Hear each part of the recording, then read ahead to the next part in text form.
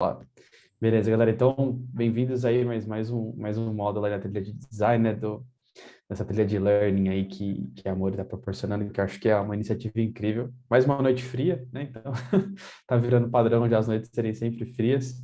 E obrigado de novo por todo mundo aí. Eu sei que tivemos um dia puxado de trabalho todos aí, mas todo mundo aí prestando atenção, ativos com a gente aqui para conversar um pouquinho sobre métricas. Hoje que é um assunto que eu gosto pra caramba e que trouxemos aqui um cara que manja muito disso. Trabalhamos junto no iFood, lá que a gente se conhece, e trouxe o Carolina aí, que manja muito e dá dica para vocês. Sigam ele no LinkedIn, no Instagram lá depois, ele tem um Instagram bem massa. Sigam lá porque ele posta bastante conteúdo, bastante coisa legal lá. Carolina, é com você, cara. Puxa aí. Vamos lá, então.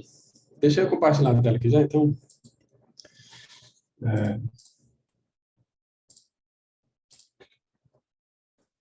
Estão vendo aí já? Foi. Beleza. Foi. Bom, então, como o Pierinho falou, vou falar aqui sobre métrica de UX, de produto, mas principalmente de UX, né, de experiência, e como é que a gente mede o sucesso com as experiências que a gente cria. E aí, para começar, eu sempre falo assim, que experiência é uma coisa muito abstrata, né? Mas é possível entender a experiência das pessoas usando o nosso produto com números. E aí, para me apresentar, eu sou o Marcos, como o Pierinho falou, trabalho no iFood atualmente, mas eu trabalho em alguns produtos legais também, como o Banco Brasil, o BMW, o Carta Seguradora, e sempre com essa parte um pouco mais de métricas, que eu gosto bastante também. E aí, como eu não conheço ninguém, aliás, primeiro, nessa aula 1, eu quero falar sobre essas 5 coisas, que é o que é uma métrica, vou mostrar algumas métricas importantes de produto e de experiência, por onde começar, uma técnica legal para a gente trabalhar com soluções guiadas em métricas e, no final, métricas de experiência. Mas eu queria conhecer vocês primeiro, eu não conheço ninguém, então se vocês puderem falar rapidinho o nome de vocês, o que vocês fazem, onde vocês trabalham, para eu conhecer e ficar um pouco mais divertido aqui.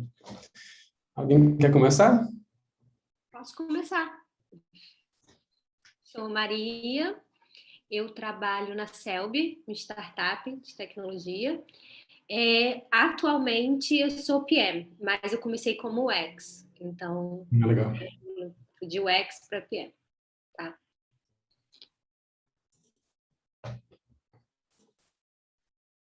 Vou apresentar aqui, sou o Shigio, sou Design Manager da Mori, né? Eu acabo liderando 3 times lá dentro da Mori, Rede, CVC e DOTS. Parece loucura, né? Educação, mas na prática eu não acompanho as entregas finais. É muito mais o gerenciamento de times, os processos, né? Como está o andamento lá de todo mundo. Fico quase facilitando as 3 pontes ali no meu dia a dia. Entendi. O gancho aqui do Shigio. Meu nome é Hugo, sou Product Designer aqui da Amori.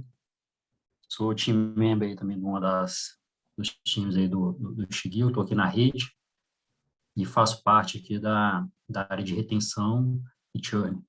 Estou bem ansioso aí para ver o que você vai trazer de bom aí para a gente em métricas aí. Legal.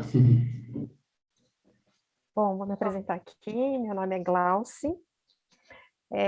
Eu comecei na Mori na segunda-feira para trabalhar no cliente da rede como PO. Tá? Eu trabalhava na Unidas, né? E vim agora aqui para Mori. Então, para mim é tudo assim, trabalhar na Mori, na rede, vai ser, para mim é tudo novidade, né? Então, e a minha expectativa é grande, assim, de conhecer um pouco mais essa parte de design e tal, que acho que vai agregar bastante. Legal. Eu sou Amanda Brito, estou aqui na Mori há 2 meses. Eu sou do time de UX Designer, estou atualmente no time Carrefour, comandado pelo Léo aí. E também estou muito ansiosa pela sua aula aí, estou com bastante expectativa. Muito obrigada, viu? Valeu. Bom, eu sou Fernanda, eu trabalho no Hub, eu sou researcher de DASA neste momento. Eu sou mineira e jornalista, então sou curiosa por natureza, já nasci curiosa, né? É isso. Eu sou o Guilherme, eu estou aqui na Mori, vai fazer 2 meses agora, dia 14, trabalho na Smiles, sou do time de cobrança e bancos, né, que a gente lida com cartão de crédito e bancos, sou Product Designer também, né, tenho um pouco mais de tempo aí de experiência, não tanto, né, tá beirando uns 4, 5 anos, mas estamos aí, estou gostando bastante, estou aprendendo bem, até comentei que fica um pouco perdido no começo, mas tá tudo caminhando bem. E estou animado para hoje também. Valeu. Bom, meu nome é Pedro, entrei faz pouco tempo como UX Designer na Agnes, que é uma empresa aí do Agritech, e já te sigo há um bom tempo no LinkedIn e no Instagram, então estou bem animado para essa aula. Muito bom, bora. Tem mais alguém?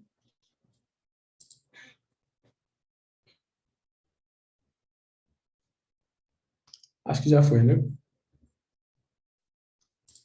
Então, vamos lá. Começando aqui, primeiro, o que é uma métrica, né? E por que ela é útil para a gente entender o impacto do nosso trabalho?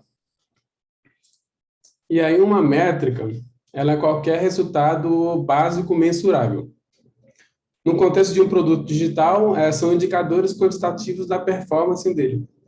Um exemplo é moradores de uma cidade, visitantes de um site, assinantes de um serviço, tudo isso são métricas. Só que elas não funcionam sozinhas. A gente precisa saber a dimensão delas.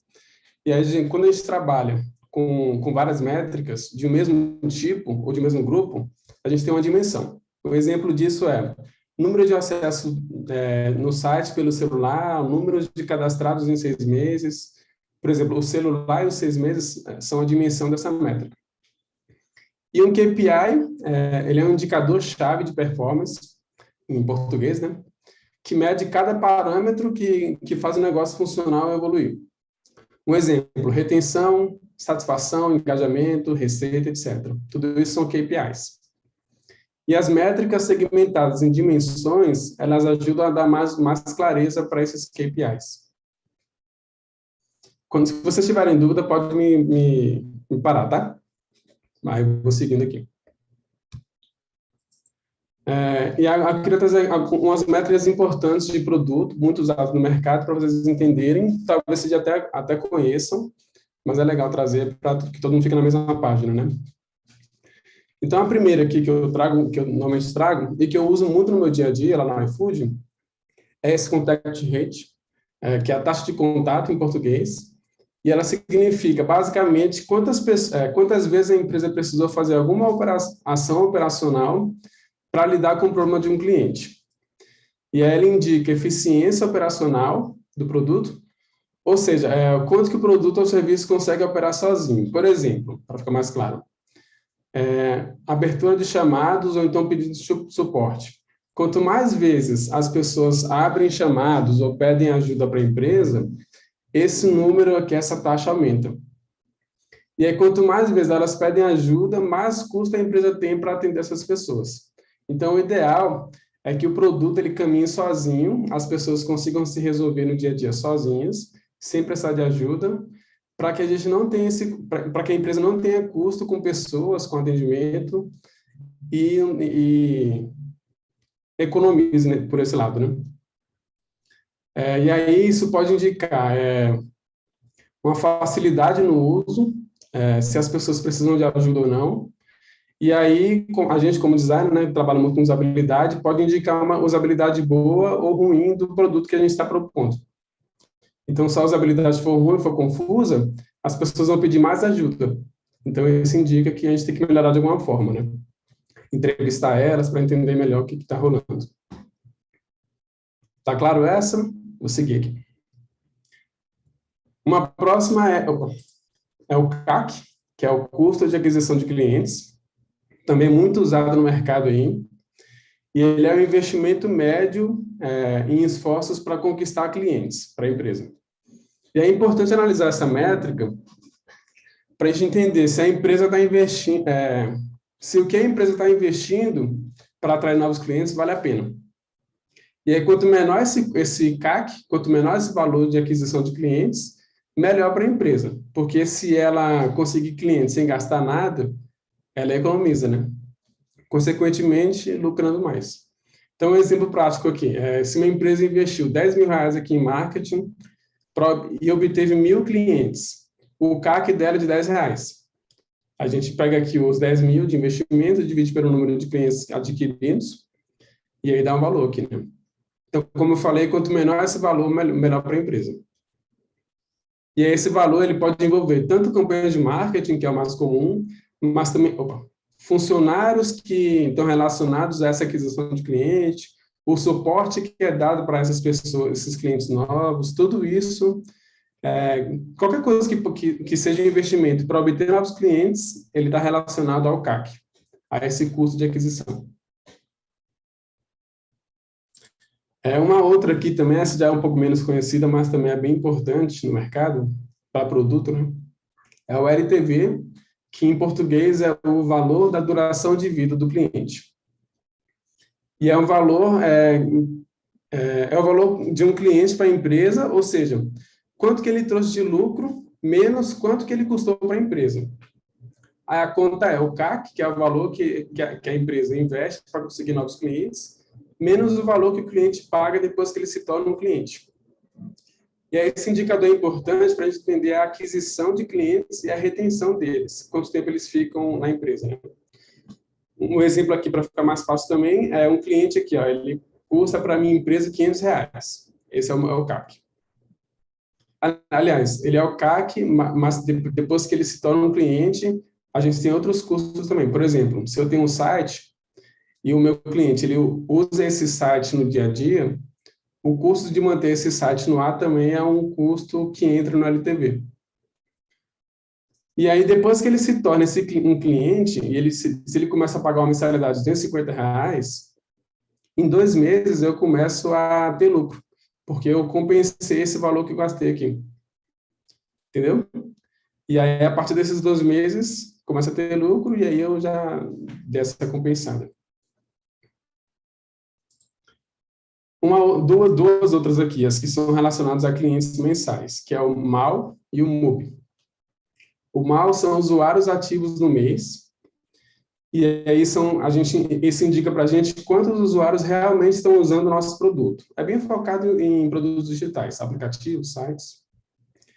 E para analisar essa métrica, pode revelar o alcance e o engajamento dos clientes com o produto ou serviço. Então, por exemplo, eu trabalho no iFood, o iFood ele tem diariamente, semanalmente e mensalmente vários clientes usando o nosso aplicativo, né? Então, a gente tenta entender quantos usuários ativos realmente estão usando, e não só abriram o aplicativo e logo saíram, ou então abriram o aplicativo e não fizeram nenhum pedido, ou nenhuma ação no aplicativo. A gente entender esses usuários ativos, a gente entende se o nosso aplicativo tem engajamento. E uma outra aqui que é relacionado ao MAU é o MUB, mas a diferença é que são usuários únicos pagantes. Então, as pessoas que começaram a pagar pelo produto. Por exemplo, a Netflix. Quem é assinante da Netflix, ele é ativo, ele faz parte do MUB, aqui, é um usuário pagante. E aí, comparar essa métrica MUB com a MAU, dá para entender a capacidade que os produtos têm de transformar pessoas que usam em pessoas pagantes. Até porque, por exemplo, o Spotify ele tem um plano gratuito lá, né? Quando o Spotify consegue converter os clientes que ainda não pagam em clientes pagantes, eles se tornam, faz parte do MUB. Então, se a gente comparar, se o Spotify comparar clientes pagantes com clientes ativos, só que gratuitos, dá para entender qual a porcentagem que a gente tem de clientes pagantes versus a quantidade de clientes pagantes e gratuitos do mês. E aí o ideal é sempre aumentar até que todo mundo comece a pagar, né, pelo serviço. Então, a gente cria soluções para fazer com que as pessoas fiquem mais satisfeitas ao usar o produto, para que a gente consiga convencer elas de começar a pagar. Porque Posso pagando... fazer uma pergunta? Pode falar. Então, a diferença desse MAU para o MUBI é que o MUBI são pessoas pagantes, né, pelo serviço ou produto. Agora, o MAU são as pessoas que realmente estão usando o produto, né? Essa diferença. O Porque MAU... essas que estão pagando não necessariamente estão realmente utilizando, né? Não, Só estão na verdade pagando. é assim, ó. O MAU, eles são usuários que estão usando o produto, sejam elas pagantes ou no plano gratuito. Já o MUBI são os usuários ativos no mês, só os que pagam, e não os que usam o plano gratuito, entendeu? Ah, tá. Mas daí Aqui os que são os pagam, você brokers e considera que aqui eles são também... os Tá, pagantes. tá joia. Obrigada. Você não é o Guilherme, não, né? Não, Guilherme sou eu. Qual que é o seu nome, para não esquecer depois? É Glauci. Sim, tá bom. Se apresentando. Anota aí, Guilherme igual Glaucio. Beleza. Então, vou seguir aqui. Uma outra também bem importante, muito usada, é o churn, que é uma métrica que indica quanto que a empresa perdeu de receita ou de clientes. E ela é muito usada no modelo de negócio SaaS, que para quem não conhece, é o Software as a Service, ou então o Subscription as a Service, que é, por exemplo, a Adobe ou a Netflix. A Adobe e a Netflix, eles têm planos de assinatura, né? A Adobe são programas, softwares, e a Netflix é um plano de assinatura mesmo, né? Só que o churn, ele não significa necessariamente que um cliente saiu da empresa, deixou de usar o produto. Ele pode também mostrar que o cliente apenas reduziu o plano. Por exemplo, a Netflix aqui. Hoje, o cliente que assina um plano de R$ 55,90, o Premium, se ele, por acaso, quiser reduzir o plano dele para o padrão, que é R$ 39,90, a Netflix vai perder aqui uma receita de R$16 no próximo mês. E isso, olhando para os próximos 12 meses, ela perdeu uma receita aqui de R$192. Então, esse cliente, ele não saiu da Netflix, não parou de usar, mas ele reduziu o plano. Então, também significa o churn. E aí, a gente, analisando esse churn, né, o volume de churn que a gente tem no mês, por exemplo, isso aqui é uma pessoa que saiu, né, que custou R$16 para a gente. Mas R$16 multiplicado por, sei lá, 10 mil pessoas que abaixaram o plano no mês. Aí é uma perda grande, né? Então, o ideal é a gente reduzir esse número de churn, oferecendo soluções que satisfaçam os clientes a ponto de eles não desistindo do plano ou deixarem de usar o produto. Opa, levantaram a mão aí? Pode falar.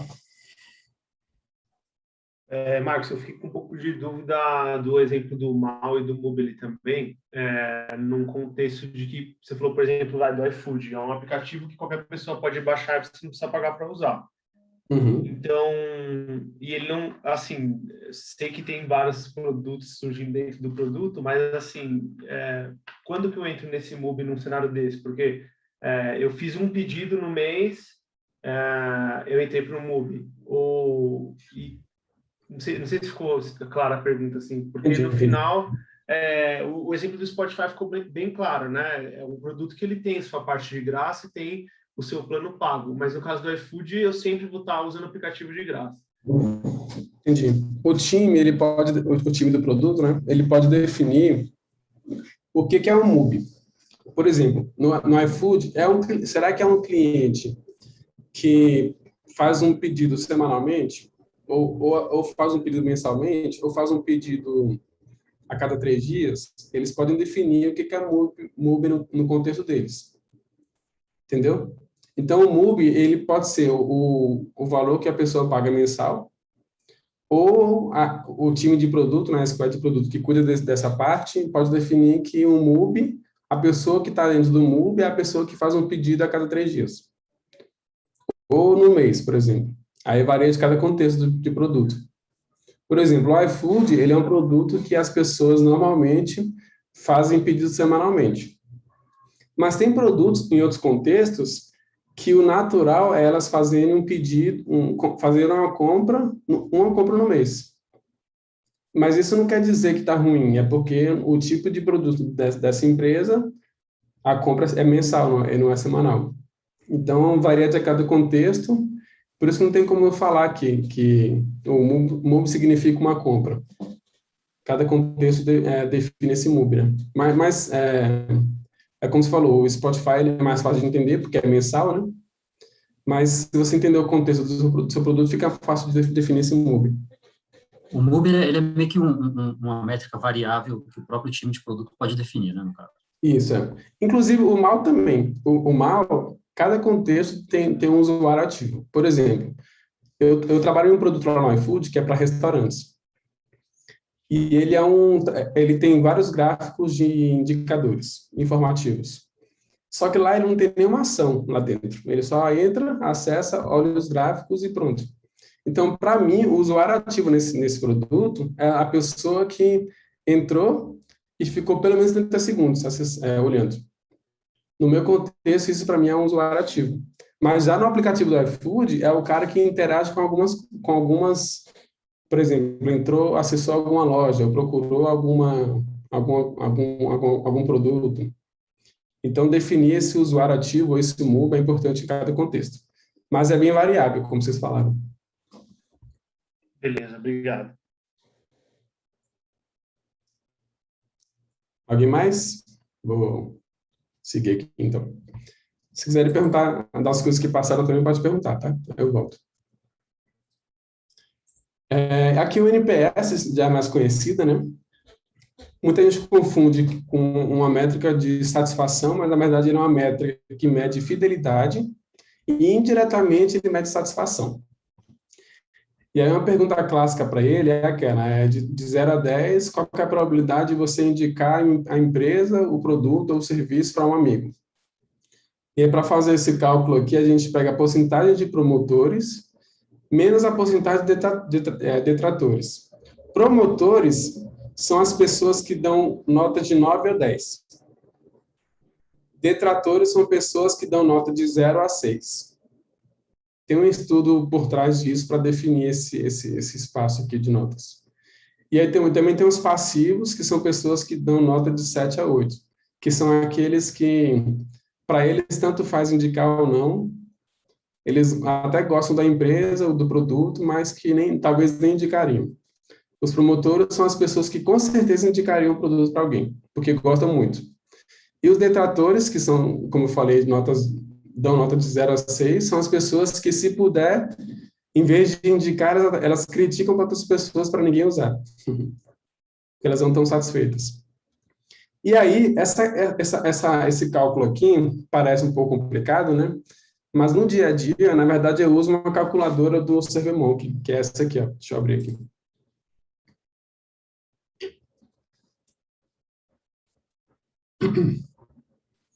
Ela já faz o cálculo. Mas no caso, para medir a satisfação, não é melhor, no caso, o CSAT, não, no caso?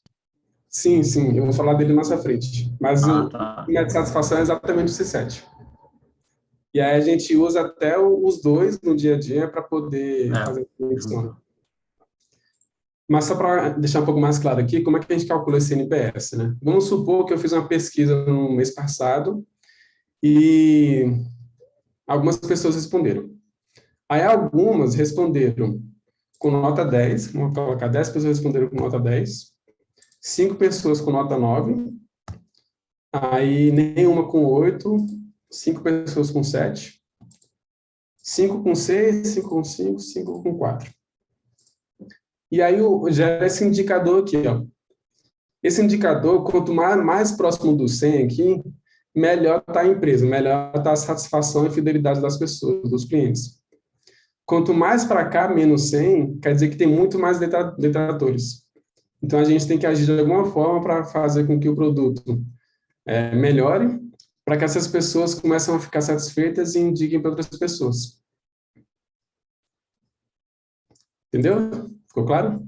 E aí, como eu falei, observando esse número aqui, esse indicador, mensalmente, a gente pode tentar entender o que não está bom, o que pode melhorar no nosso produto, e até servir de insumo para a gente ir atrás das pessoas, os clientes, para entrevistar elas, e entender melhor, né? é legal até fazer essa pesquisa deixando um campo aberto para comentário, para elas explicarem a nota delas. Que aí gera mais insumo para a gente entender o que é que está ruim. Marcos? Pode falar.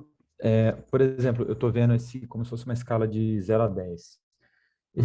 Essas escalas Likert são mais eficientes do que o thumbnail do dedinho, para cima ou para baixo? Ou depende muito do que você está pesquisando?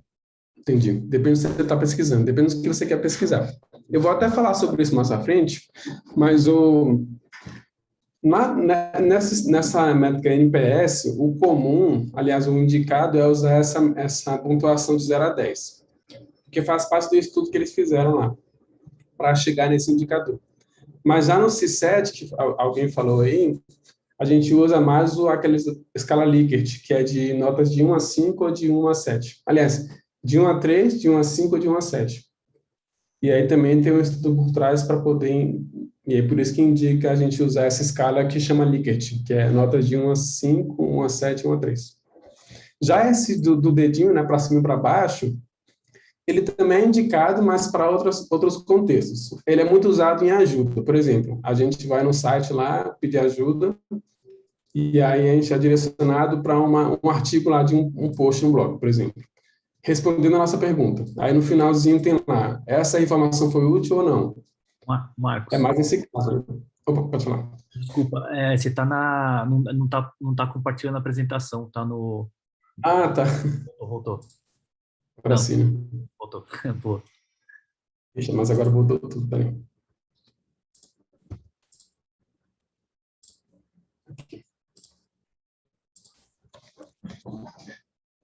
Foi mal, mas eu vou falar mais à frente dele também. Mas depende muito do contexto e da sua pergunta. Tem pergunta que faz mais sentido usar a escala Likert, de 1 a 5, e pergunta que faz mais sentido usar essa sim ou não, né? Joinha para cima, joinha para baixo. Então, vou seguir aqui. E aí, sabendo de todas essas métricas, né? Falei muita coisa aqui, mas por onde que a gente começa? E o que a gente pode entregar que vai ajudar o negócio, a empresa, a ficar mais próximo dos objetivos dela? Então, para isso, tem um framework que ele fala de produtos digitais, que ele fala de jogos. Eles são divididos em 3 modelos de engajamento. E aí alguns profissionais chamam de jogos, e aí existem o jogo da atenção, o jogo da transação e o jogo da produtividade. Eu vou trazer mais uns exemplos melhores para vocês entenderem. Mas o jogo da atenção, ele indica quanto tempo que os clientes, quanto tempo dos seus clientes, você, a sua empresa, pode capturar com o seu produto. Por exemplo, a Netflix e o Facebook. Quanto mais tempo as pessoas passam usando esses produtos, melhor para a empresa, porque indica o crescimento delas. Então, eles fazem soluções para que as pessoas passem mais tempo usando esse produto. Por exemplo, a Netflix lançou aquilo lá, pular próximo episódio, né? Antes de você não precisa apertar nada que já vai para o próximo episódio. Acaba que ela faz com que você assista mais episódios e passe mais tempo assistindo filme na Netflix ou série na Netflix. E aí, quanto mais tempo você passa assistindo série lá, né, filme, melhor para ela. Porque quer dizer, ela entende que você está satisfeito com o produto. Um outro jogo, que é o da transação, como eu falei, que significa quantas transações comerciais o seu cliente faz com o seu produto. E aí, esse jogo aqui é muito usado em e-commerce, né? Então, por exemplo, aqui é a Amazon e o Airbnb. A Amazon, que é o e-commerce, aliás, ele tem os produtos, mas o principal é o e-commerce. Então, quanto mais produtos as pessoas compram, fazem transações financeiras, né, melhor para ela, que indica o crescimento dela. No Airbnb também, quanto mais pessoas se hospedam, melhor para ela, porque também indica o crescimento da empresa. Então, esse é o jogo da transação. E, por último, o da produtividade, que são quantas tarefas digitais de alto valor para o cliente esse cliente pode executar com o seu produto. Por exemplo, o Slack. Vocês conhecem o Slack? Vocês usam o Slack atualmente? Ele é parecido com o Teams, né? O Teams e outros bem. Mas é um aplicativo de mensagem, principalmente para times. Então, ele ajuda na produtividade de times de empresas, na comunicação e coisas assim, né? Então, ele é relacionado a esse jogo da produtividade. Mesma coisa do Salesforce, que é um produto de nuvem, né? Aliás, eu nem conheço muito ele, mas ele é um produto de nuvem que ajuda na produtividade das pessoas que trabalham com as soluções que ele oferece. Então, ele tenta otimizar essas soluções, de alguma forma. E por isso que ele é produtivo. E aí,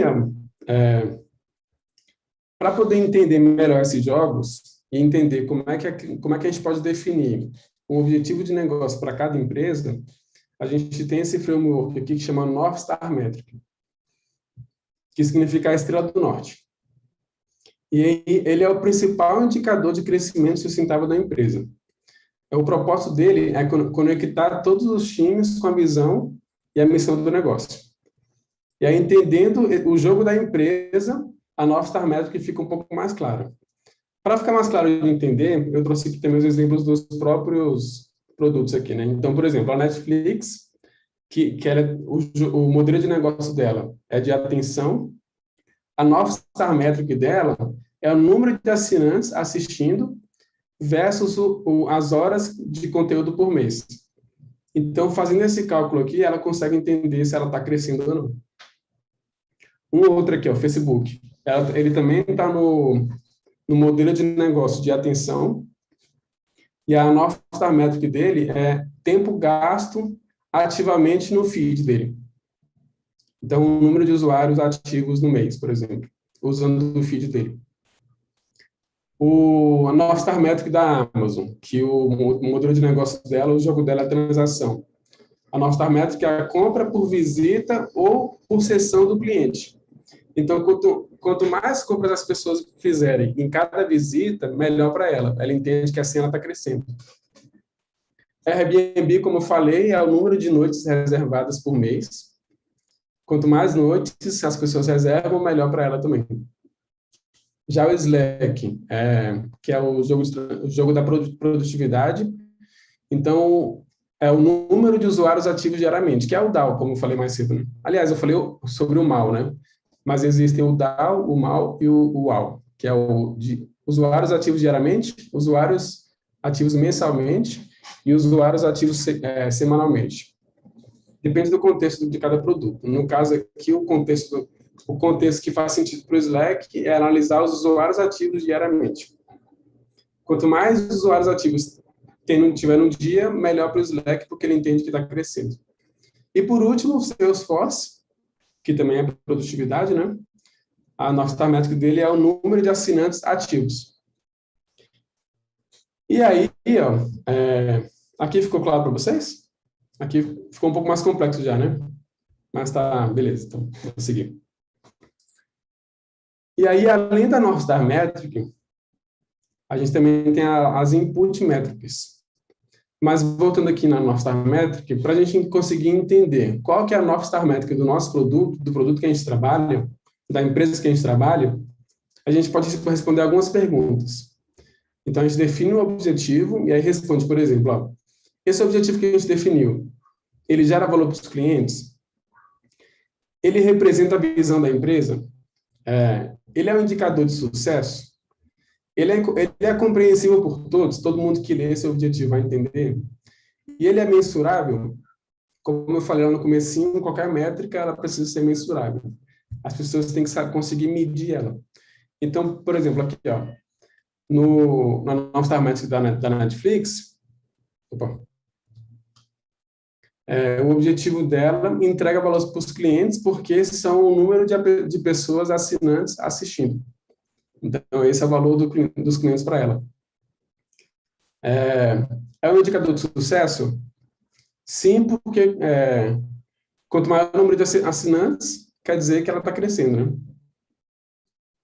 Ele é compreensível, aqui está bem claro que qualquer pessoa que lê dá para entender o número de assinantes assistindo versus horas de conteúdo por mês.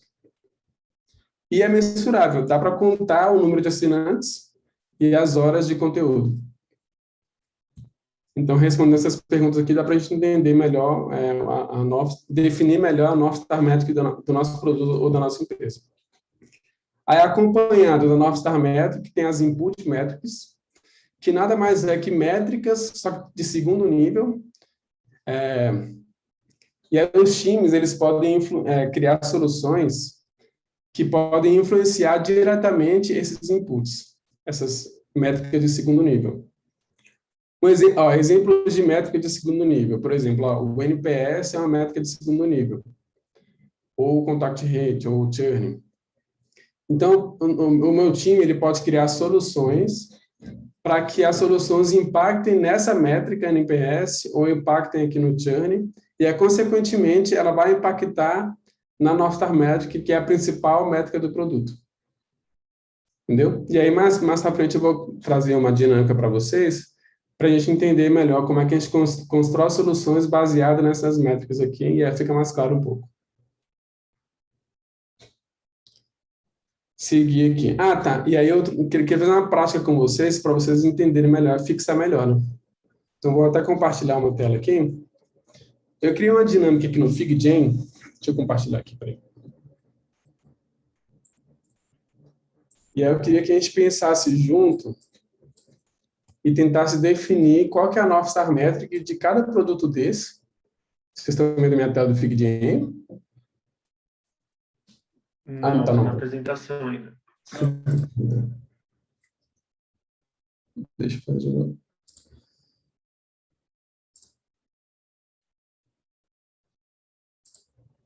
Agora sim? Agora sim. Beleza. A dinâmica tem esses 4 produtos aqui, o LinkedIn, o WhatsApp, Adobe e Uber. Então, vamos tentar encontrar qual que é o jogo de cada produto desse e qual que seria a North Star Metric. Então, bora lá tentar. Qual jogo que vocês imaginam que o LinkedIn faz parte? O LinkedIn, ele está dentro do jogo da atenção, da transação ou da produtividade? Atenção, eu acho, né? Transação. Transação, atenção. Por que atenção? Pensar como rede social parece que é uma tensão, quanto mais tempo ficar lá dentro, né? Eu acho que é tanto questão de quanto tempo você fica lá, quanto a questão também de usuários, né? Porque ele tem a versão paga também, apesar que aí já entraria como transação, né? Eu acho que é transação porque o que eu entendo como foco do LinkedIn do objetivo é conectar as pessoas para elas conseguirem empregos e, enfim. E aí talvez a métrica fosse mais ligada a isso, a quantas pessoas conseguem empregos através dele e não tanto no tempo que elas ficam lá, sabe? Mas como ferramenta também, por exemplo, para um RH, pode se encaixar como produtividade, por exemplo? Acaba sendo uma ferramenta, né? Para explicar melhor, elas podem ser as 3. Depende do que você quer focar no semestre, por exemplo. Mas, teoricamente, o LinkedIn, que é a rede social, o foco dela é a atenção. Quanto mais usuários passam na plataforma, mais é melhor para eles, porque eles conseguem vender outros produtos, como para RH ou outras coisas. Então, o foco dele é a atenção. Mas ele pode querer focar em outros momentos em transação ou produtividade. Mas, atualmente, o foco dele é a atenção. Depois eu vou até trazer qual que é a real North Star Metric do LinkedIn. Mas eu também queria que a gente tentasse pensar aqui, qual que é a North Star Metric do LinkedIn, né? Aí, para ajudar, vocês podem responder até essas perguntas aqui, ó. Vocês acham, aliás, para vocês, qual que é o principal resultado para a empresa, para o LinkedIn? E o que indica que ela está crescendo? Eu já dei até um spoiler aí, né? Mas, o que indica que ela está ganhando dinheiro? E ela gera valor para os clientes? É um indicador de sucesso? É compreensível para todos? Ele é mensurável? Então, respondendo essas perguntas aqui, vocês conseguem imaginar qual que é a nossa métrica do LinkedIn? Marcos, só uma perguntinha antes disso. Dando de base aí que o pessoal respondeu, né? Teve aí algumas divergências. Eu estou com uma dúvida no seguinte sentido: como que a gente consegue, de maneira efetiva, saber qual que é o North Star? Por exemplo, assim, um falou que era atenção, o outro falou que era transação. Tudo bem, os dois estão certos, mas assim, como que a gente consegue fazer de uma forma mais efetiva? Ou é só hipóteses? Como é que a gente consegue ter esse dado mais claro, assim, dentro da nossa realidade? Na verdade, são hipóteses que o time inteiro discute, e aí depende do foco da empresa. Por exemplo, você trabalha em qual empresa? No Carrefour. Tá. O Carrefour é praticamente o jogo da transação, né? Normalmente, a empresa define o foco do que ela quer atingir, como é que ela quer ganhar dinheiro. E aí os times de produto começam a entender, a discutir sobre qual seria essa nossa métrica que influenciaria no foco da empresa.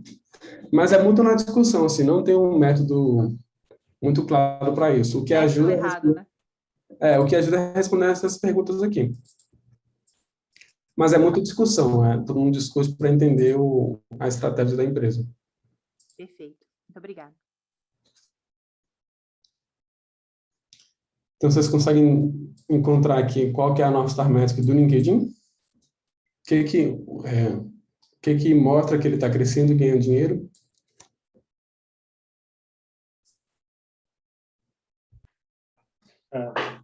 Aí eu dei aquela opinião do lance de contratações, enfim, tanto para o lado de quem está contratando, para o lado de quem quer ser contratado, mas aí também vocês argumentaram essas da atenção e também concordo, mas é que eu tenho muita sensação de que não é tanto uma rede de entretenimento tipo um Facebook, né? Então, eu acho que seria mais esse número realmente de contratações, né? Talvez eu iria por esse lado. Mas acho também o lance de número de usuários também faz sentido, porque quanto mais pessoas lá dentro, mais fácil de rolarem também essas interações entre as pessoas, entre empresas e profissionais, né? Acho que uma outra forma também de estar medindo, né? Por exemplo, a quantidade de visualizações do perfil, alguma coisa nesse sentido. Não sei se faz sentido isso.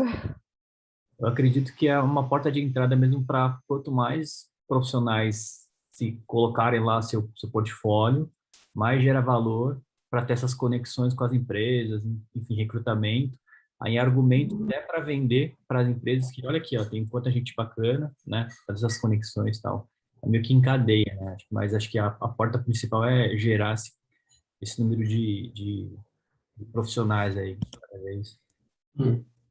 E tem uma coisa que valida esse ponto, que é o posicionamento do LinkedIn, não só enquanto plataforma de achar emprego, mas de construção de rede, de geração de conteúdo para essa rede. Isso valida aí o posicionamento de atenção. Então, por conta disso, para mim, é o que eles indicam como atenção.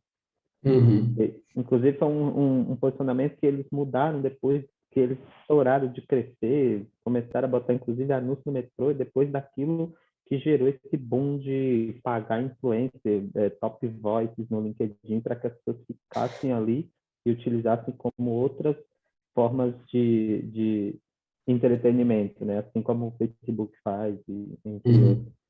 Tem até aquela parte premium, né? Cara, paga aqui um valorzinho mensal aqui que você tem mais visibilidade, você consegue, né? Ter recursos a mais aí. Então, acho que esse já começa a ter essa parte transacional aí, né? Que é essa recorrência. Eu ia até falar, vocês falaram aí que antigamente o objetivo era outro, que era as pessoas colocarem o currículo delas e encontrar emprego. Hoje é muito mais elas entraram lá, interagindo com outras pessoas, aumentar a visibilidade. Eu não vou falar qual que é agora, porque daqui a pouco eu vou mostrar, mas a discussão foi boa. E aí, agora eu percebi que o tempo está um pouquinho apertado, então vamos só fazer aqui a do WhatsApp. Eram 4, né? Mas vamos fazer só o WhatsApp aqui, senão fica apertado o tempo. Mas a mesma coisa, então. Qual que vocês acham que Aliás, vamos para esse aqui, ó. Vamos Uber. Qual que vocês acham que é o jogo do Uber? É atenção, é produtividade ou é transação? Posso fazer uma pergunta? Transação. Fazer uma pergunta? Pode fazer. a gente está falando de empresas que são muito grandes, né, globais, assim, essa métrica pode variar de lugar para lugar, porque imagino que, por exemplo, o Facebook, os brasileiros vão usar de um jeito e talvez, sabe, o americano vai usar de outro. O WhatsApp, talvez a gente use de um jeito que em alguma outra cultura use de outro. Pode variar de lugar para lugar isso? Sim, sim. É como eu falei, depende do contexto, do que a empresa quer focar e qual que é a estratégia dela, como ela quer crescer, né? Então, talvez no Brasil a North Star Metric seja diferente dos Estados Unidos, por exemplo, da Índia. Beleza.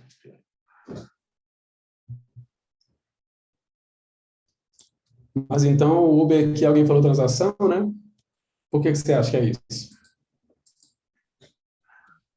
É um serviço, né? Elas transportar passageiros, não é? E também gerar empresa. Alguém acha que é uma outra?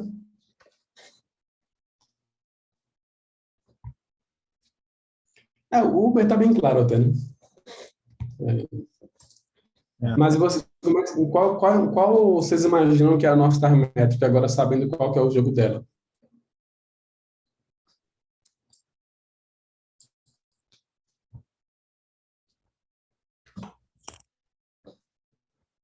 O que para vocês indica que o Uber está crescendo? Está ganhando mais dinheiro? Acho que a quantidade de viagens. Quantidade de viagens. Legal. Beleza, eu vou compartilhar de novo aqui as respostas. Espera aí. Vocês estão vendo a apresentação ou o FigJam? FigJam. Tá, espera aí. Então, ó. A North Star Metric do LinkedIn são usuários ativos mensalmente, que é o mal, como eu falei, né? Então, quanto mais usuários ativos no mês, mais ele entende que está crescendo, porque assim ele consegue atingir mais gente, e mais gente tem chance de mais gente começar a pagar lá o premium. E aí, quanto mais gente tem,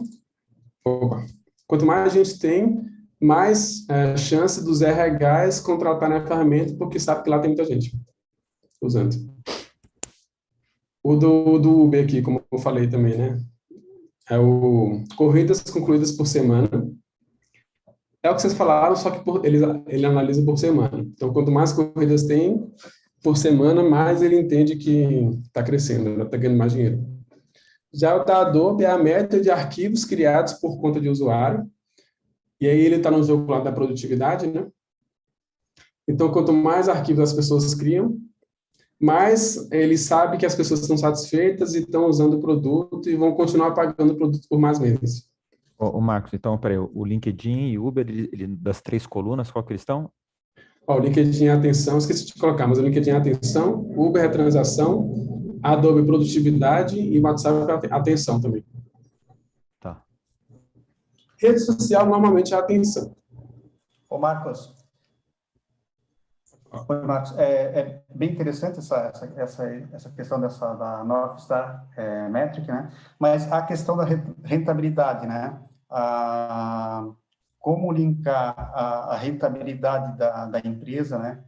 Com esse cenário, né? Porque às vezes a empresa ela pode ter muito usuário ativo ou pode vender muito e a rentabilidade está baixa, né? Então, eu não entendi assim, digamos que se apresenta esse cenário para um diretor de uma empresa, a primeira pergunta que o primeiro questionamento vai ser esse, né? Ok, estou com um monte de usuários ativos, é uma indústria, estou vendendo muito, mas minha rentabilidade está baixa e nada adianta eu ter esse parâmetro, né? Como é que linka essa questão de rentabilidade com essa questão aqui da North Star Metric aqui? São indicadores secundários, paralelos a esses, para ter um acompanhamento? Como é que funciona? Aqui no FigJam até tinha colocado aqui 2 perguntas que eram o que indica que a empresa está crescendo e o que indica que a empresa está ganhando dinheiro. Crescer, quando eu falo, é no sentido de receita mesmo. Então, a North Star Metric, ela tem que ser uma métrica que indica que a empresa está crescendo no sentido de estar ganhando mais dinheiro, e não só clientes. Por exemplo, o Spotify, ele não vende, ele não possibilita o acesso só de pessoas não pagantes. Para ele, o ideal é pessoas pagantes. Então, a North Star Metric dele é o número de usuários ativos pagantes, por exemplo. Então, essa métrica ela tem que refletir que o valor se reflete em dinheiro também, em lucro. Entendeu? Por exemplo, o mal aqui do LinkedIn são usuários ativos, mas é porque ele sabe que quanto mais usuários ativos, mais pessoas vão contratar o serviço. E aí eles fazem essa correlação. Não, ok. Entendeu? Sim. Então, onde é que eu estava aqui? Tá, e por último, o WhatsApp, né? A North Star Metric dele é o número de mensagens enviadas. O WhatsApp é um caso um pouco diferente. Ele não gera muito lucro. Agora ele colocou aquela funcionalidade lá de fazer pagamentos, né? Que é a forma com que ele encontrou de gerar dinheiro. Mas o WhatsApp hoje, o foco dele é em entender o comportamento das pessoas. E é por isso que o Facebook comprou o WhatsApp, para poder ter dados das pessoas. Então, para ele, o importante são dados. Aí agora está encontrando a maneira de rentabilizar, que antigamente não tinha esse lucro, né? O lucro dele eram os dados das pessoas, para o Facebook. Tá, e aí eu falei sobre aquela técnica de a gente entender como é que a gente constrói soluções baseado nas metas, né? Agora começa a ficar um pouco mais divertido. Então, tem essa técnica aqui, ó, que chama Opportunity Solution Tree, que em português é a árvore de soluções e oportunidades, e ela ajuda a gente a entender melhor quais soluções a gente pode criar que são guiadas às metas que a gente quer atingir. Então, funciona assim, ó, é um organograma, onde a gente coloca aqui a North Star Metric, aqui em cima. Então, o principal resultado que a gente quer atingir. E aí, embaixo, a gente coloca oportunidades que a gente percebeu que impactam essa métrica aqui principal. E aí, depois que a gente identifica essas oportunidades, a gente começa a pensar como time em soluções que vão impactar essa oportunidade e, indiretamente, impactar o resultado principal. E aí, depois de pensar em soluções, a gente começa a pensar qual solução é mais barata e mais rápida de aprender se essa solução está impactando realmente nas oportunidades e resultados. E a gente chama isso de experimentação, que é muito o MVP. MVP, que é o mínimo produto viável, né? O produto mais fácil de ser desenvolvido e mais barato e que a gente vai aprender mais rápido com ele, sobre os clientes. E é um exemplo aqui, ó, vou trazer até aqui o Spotify. O Spotify, que é uma empresa digital que está dentro do modelo de negócio de atenção, e a North Star Metric dela junto com o objetivo de negócio, é aumentar o tempo que as pessoas passam ouvindo música no Spotify. Então, quanto mais ele aumenta o tempo que as pessoas passam ouvindo música, mais ele sabe que está crescendo. Porque mais chance tem de as pessoas começarem a pagar, e quanto mais pagantes, mais dinheiro ele tem, né? E aí eu trouxe aqui também aliás, e aí falando um pouco dos inputs, input metrics, né? Esse objetivo maior aqui, a North Star Metric, ele pode demonstrar uma satisfação maior dos clientes, ó, aqui é um input, mais tempo das pessoas pagando, ou então expostas à propaganda, mais chance de indicação para um amigo, aqui é relacionado ao NPS, e mais pessoas pagando. E aí, trazendo para a árvore de soluções e oportunidades, ó, eu coloquei aqui em cima a North Star Metric dele, que é aumentar o tempo ouvindo música, e aí algumas oportunidades que eu percebi que o Spotify lançou há pouco tempo. A primeira eles perceberam que talvez, se ele possibilitasse que as pessoas ouvissem músicas em outros dispositivos, elas passariam mais tempo ouvindo música. Percebendo também que quando eles avisam sobre o lançamento de novas músicas, as pessoas tendem a clicar para poder ouvir umas músicas que lançaram. E também eles perceberam que sugerir músicas que as pessoas possam gostar, talvez façam com que elas aumentem o tempo ouvindo música. E aí, possíveis soluções para isso, que eles também já lançaram, né? Por exemplo, aplicativo para TV do Spotify. Eu mesmo uso muito. Aliás, eu uso mais o da TV do que o do celular, por exemplo. Então, foi uma solução que eles pensaram para poder atingir essa oportunidade que eles encontraram. Uma outra aqui para avisar sobre os lançamentos. Notificar as pessoas por e-mail de novas músicas. Ou então aqui, ó, a oportunidade de sugerir músicas para que as pessoas possam gostar. Aí eles criaram lá o Descobertas da Semana e o Daily Mix. E aí, eles tentaram entender qual dessas soluções... Assim, eles tentaram, eu imaginando, né, que eles tentaram. Mas qual dessas soluções era mais fácil de fazer, mais rápido de desenvolver e que eles conseguiriam aprender rapidamente sobre os clientes. Criaram aqui um e-mail marketing para poder mostrar as novidades da semana, para tentar ver se as pessoas realmente clicam e se realmente aumentam o número de tempo ouvindo música. E aí esse aqui é um experimento rápido comparado a esses outros aqui. Então, a alvo das soluções e oportunidades é meio que um brainstorming, mas todos guiados a essa métrica aqui. Então, fica fácil de entender tudo isso.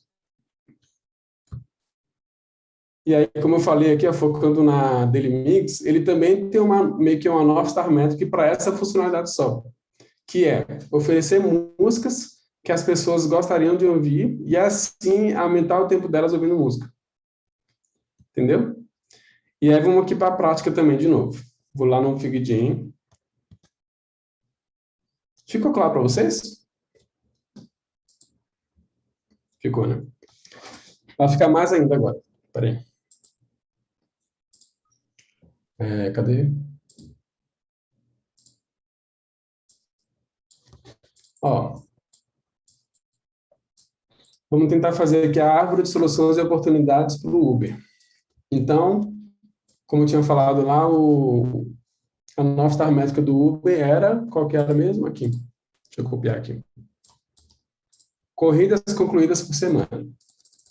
Vamos colocar ela aqui.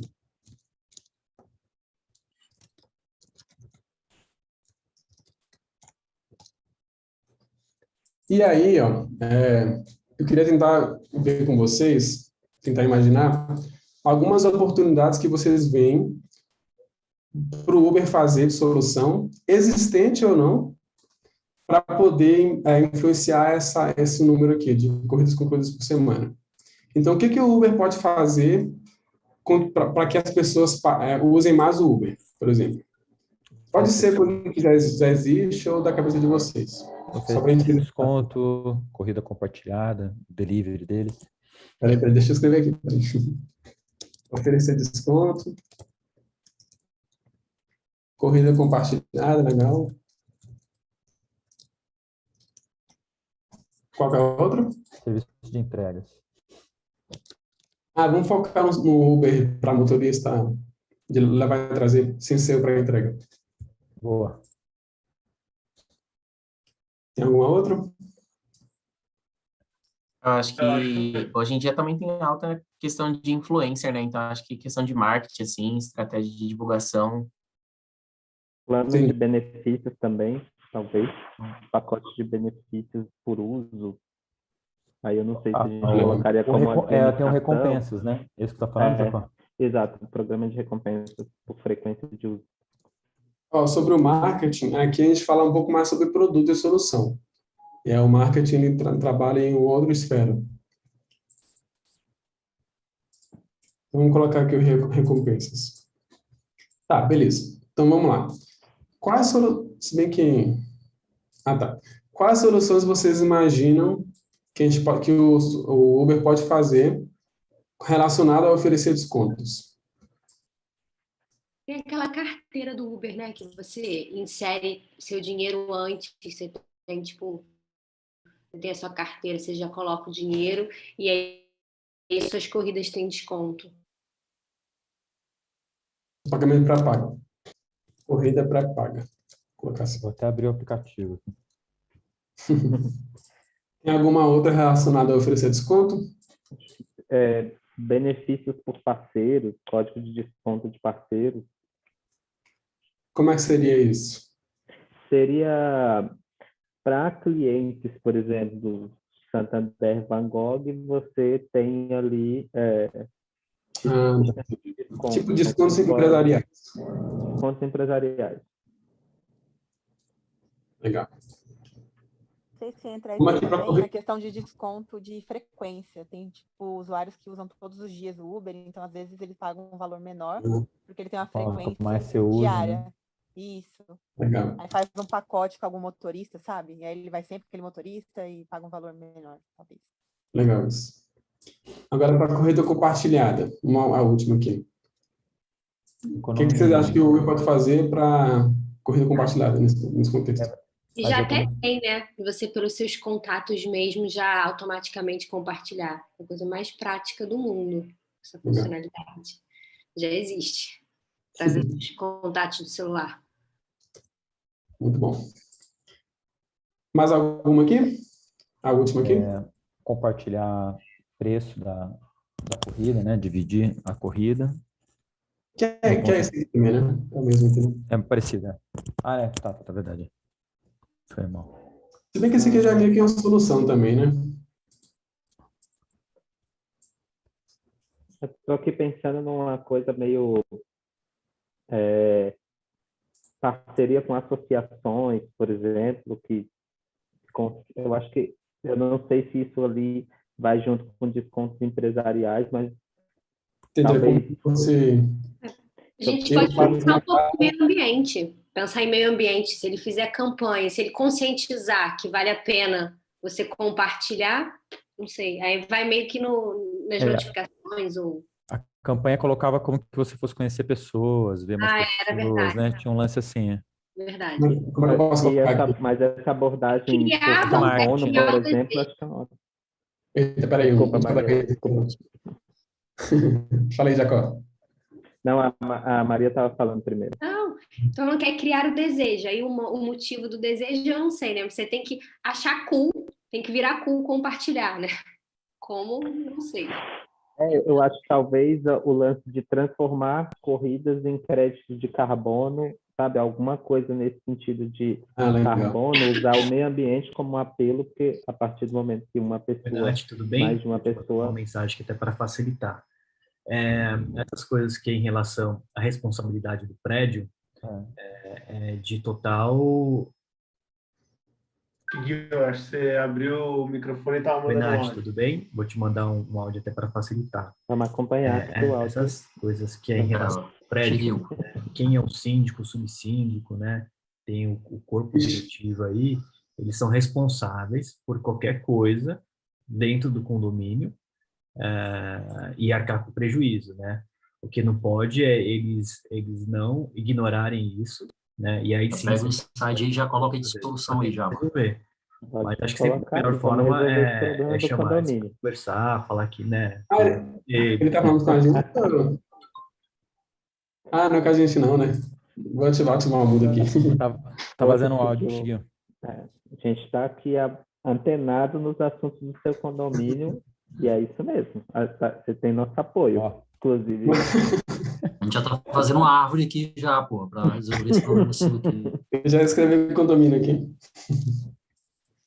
Mas beleza, gente. Então, chegou aqui em cinco soluções. Só para terminar... Olha, plano de condomínio é uma corrida compartilhada, pode colocar. Eu achando que era aqui mesmo.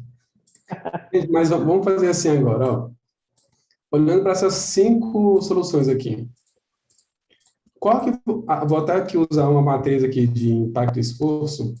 Qual que vocês acham que é a solução com menor esforço, maior impacto, com maior esforço, maior impacto, menor esforço e menor impacto, e maior esforço e menor impacto?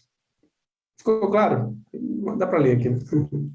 Por exemplo, ó, a corrida pré-paga aqui. Assim, a gente não é técnico, né? Então vamos que no achismo mesmo.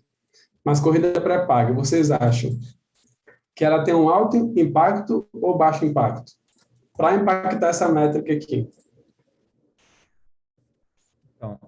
Alto impacto. Alto impacto? É interessante para a Uber porque eles vão investir esse dinheiro que entrar antes, né? E vocês acham que há um alto esforço ou um baixo esforço? Se tiver implementação, o esforço fica alto. Se for simples para adicionar lá, mas tem que ver tecnicamente, né? A gente não sabe, né? Então não dá mais de aula. Agora a próxima aqui, ó. Descontos empresariais, vocês acham que tem um alto ou baixo impacto na Alto meta? impacto. E o esforço é baixo ou alto? É baixo. O ideal aqui é ficar nesse quadrante. Menor esforço, maior impacto. Gastar menos e impactar mais. Agora a próxima aqui. Descontos para usuários frequentes. Vocês acham que é um alto impacto ou baixo impacto? Também alto impacto e baixo Baixo investimento. esforço? Baixo esforço, né? E você, em comparado com essa aqui, vocês acham qual que tem uma... Eu já estou penando tudo aqui, gente. Fala alguma coisa, senão eu vou ficar mandando aqui.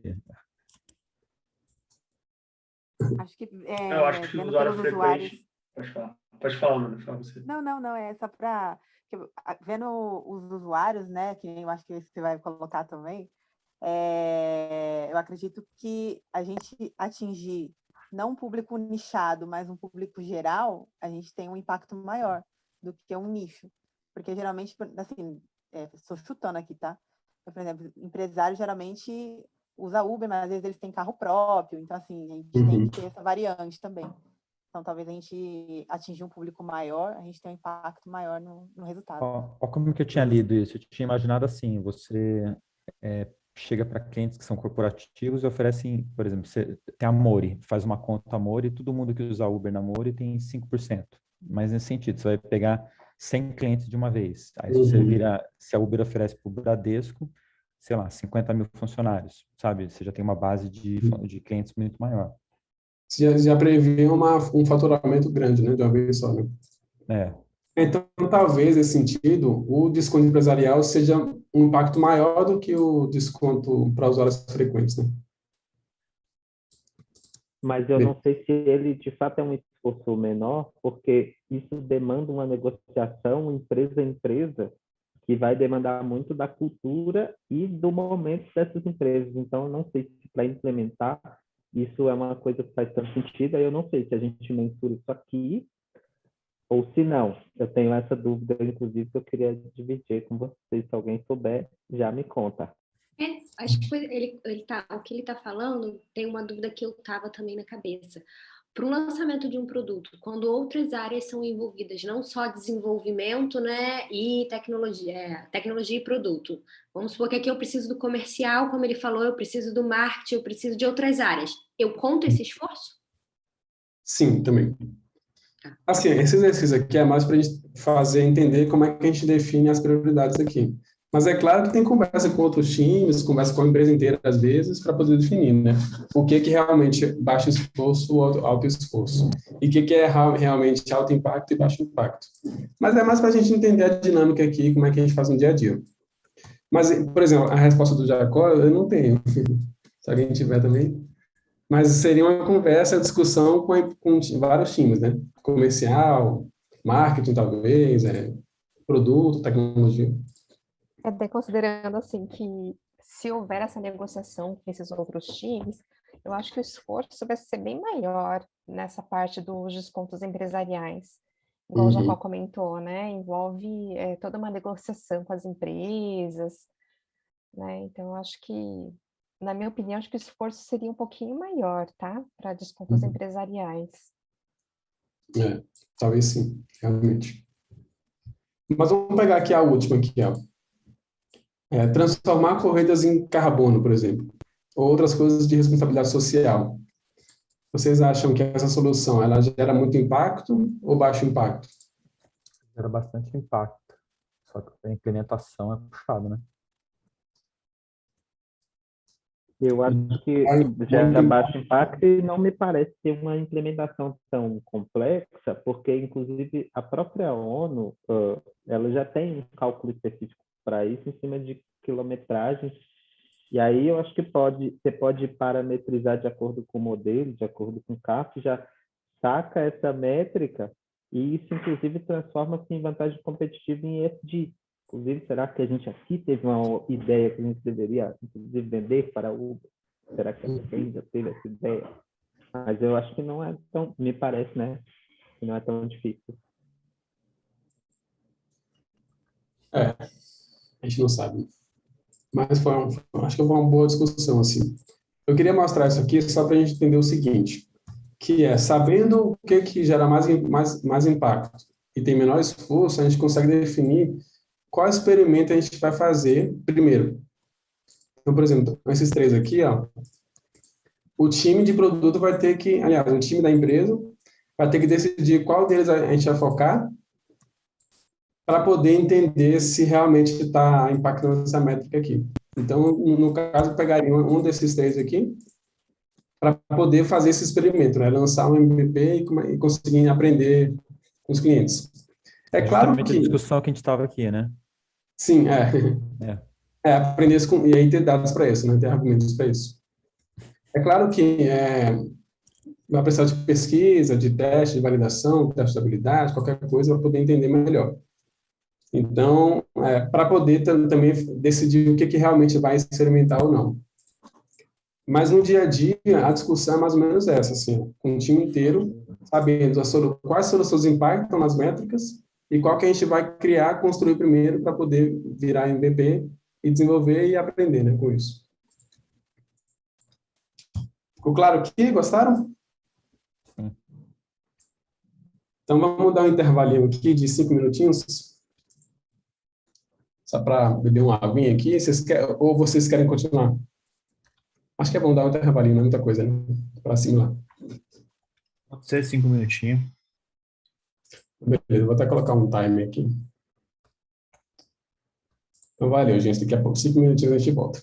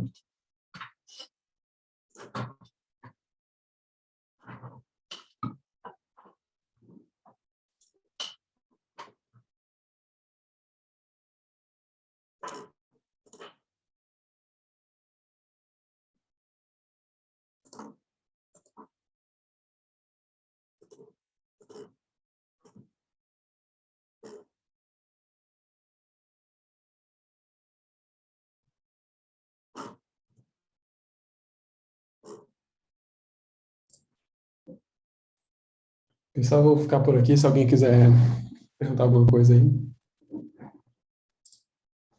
Até sem ser do trabalho, da apresentação aqui.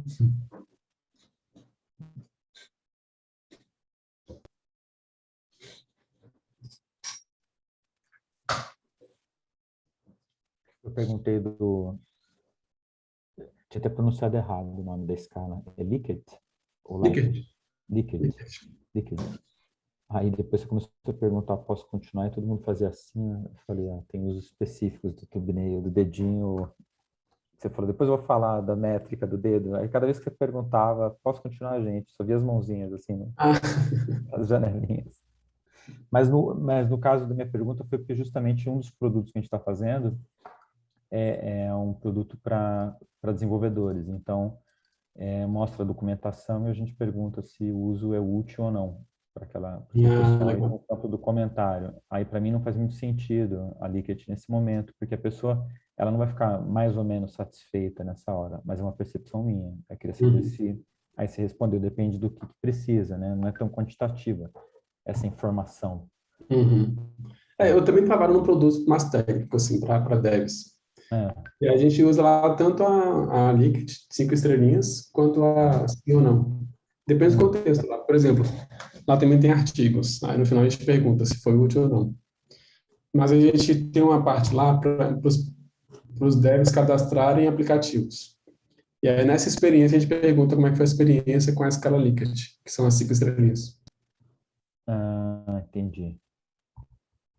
Mas nesse sentido, o que você está me dizendo é assim, por ter essa variação, justamente você se verifica qual métrica vai funcionar mais ou melhor para aquela pergunta, né? Para essa métrica que você está querendo entender.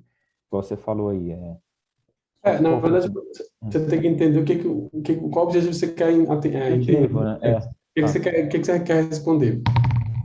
Beleza. O que você quer encontrar, né? Aí depois que vem a pergunta, depois que você usa a métrica, e talvez as métricas conhecidas, como C7, façam sentido ou não. Tem hora que a gente inventa a métrica. Boa.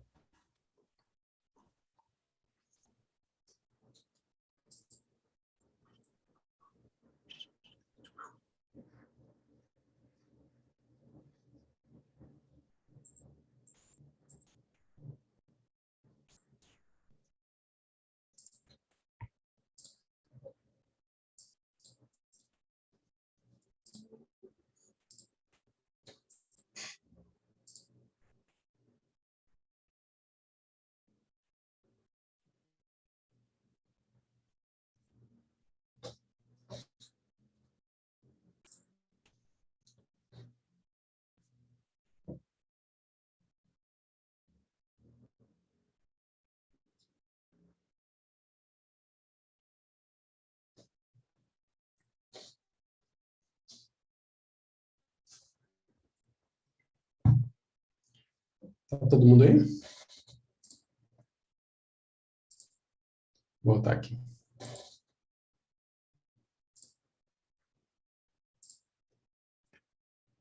Bom, gente, então vamos agora realmente falar de métrica de experiência, né, que era o foco.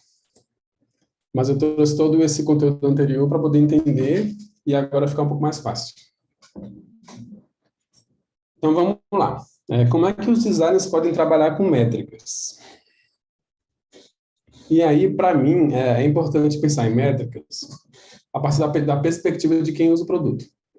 E, na minha opinião, é importante para duas coisas no dia a dia, que é, primeiro, medir a solução ao longo do tempo, quem está propondo, e também deixar o impacto do design mais claro, porque nem sempre é tão claro assim. E aí, uma metodologia que eu uso muito no dia a dia é essa aqui, que é esse framework criado pelo Google, junto com outra empresa, que eu esqueci o nome agora, mas ela ajuda a organizar métricas de experiência. E aí, essa sigla significa happiness, que é felicidade, engajamento, adoption, adoção, retenção e task success, que é o sucesso da tarefa. E aí, elas são nada mais que categorias de métricas que ajudam a gente a entender melhor o que colocar em cada categoria dessa. E aí, ele sugere uma forma de organizar que é usando uma tabela. Então, a gente coloca aqui, ó, em cada linha, uma categoria dessa, e em 3 colunas, objetivos, sinais e métricas. Só que aí eu sempre senti a necessidade de saber, mostrar quais métricas eu estou colocando aqui que são relacionadas às métricas do negócio como um todo. Então, hoje em dia, eu uso mais uma coluna, que são aquelas que eu mostrei, né, mais acima, que são as input metrics, por exemplo, o NPS, o churn, por exemplo. Então, assim, eu consigo entender que as coisas que eu coloco aqui em cada linha são relacionadas a algumas métricas do negócio. E aí, para entender melhor, eu vou trazer algumas métricas legais de serem usadas em cada categoria dessa. Então, por exemplo, ó, happiness é uma categoria de métricas que olha principalmente para a felicidade e a satisfação do cliente. E aí ele sugere que aqui estejam métricas que olham mais para isso, né, felicidade e satisfação. E aí aliás, para a gente encontrar isso, essas métricas, a gente pode responder 2 perguntas. A primeira, o que uma pessoa satisfeita com o nosso produto faz no dia a dia dela? E o que a pessoa não satisfeita faz também?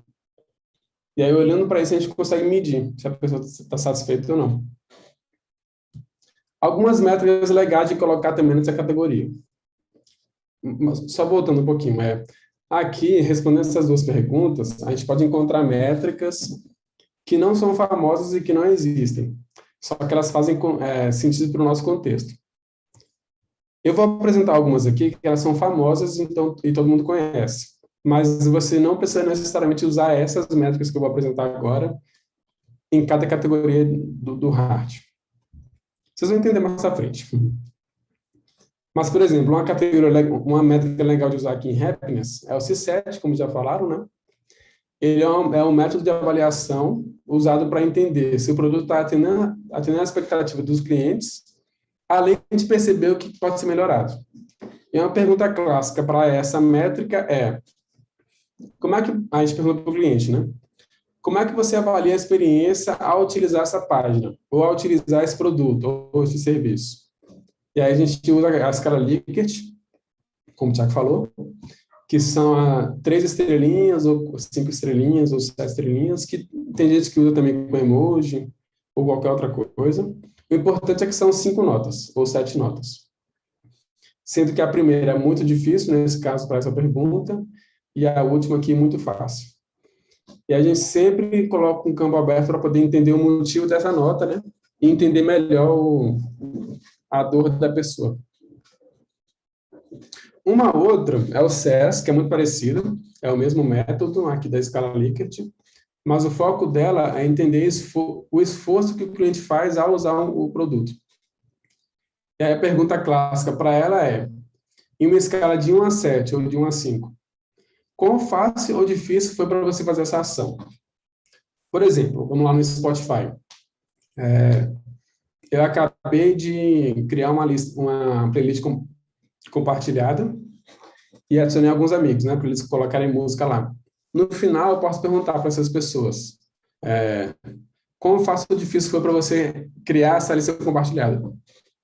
E a gente consegue entender o esforço da pessoa nessa escala de 1 a 7 aqui, junto também de um campo aberto para poder entender o motivo da nota.